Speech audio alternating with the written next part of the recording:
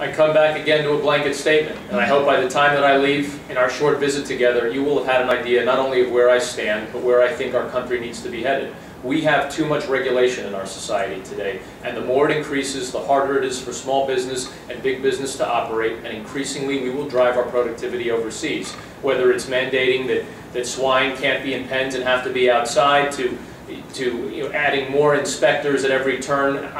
Folks, I appreciate that we need a secure food supply. As somebody who's been involved in national security, I don't want to see anything happen that puts our society at risk. But I also appreciate that capitalists, that business people will take the steps necessary to make sure they self-regulate. And the case in point, when we had salmonella outbreaks, and we've got an egg problem, an egg recall right now, which is no doubt impacting farmers in our district.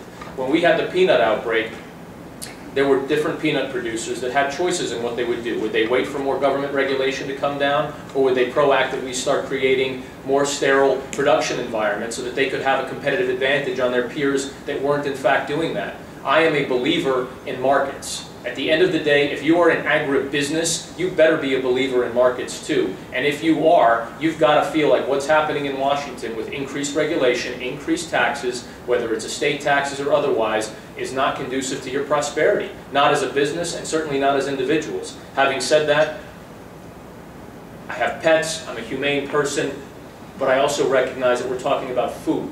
And there's a big difference. And we need to do what it takes to cut costs and be able to produce food at a reasonable expense. I'm not interested in creating undue pain and suffering on anyone or anything, but I'm also not going to get emotional about it. I hunt, I fish, I eat what I kill, and I think that we need to produce food as cheaply and as humanely and as cleanly as possible, but the order of the day needs to be with creating a healthy product at a reasonable price, or else our competitors will do it for us and beat us to market.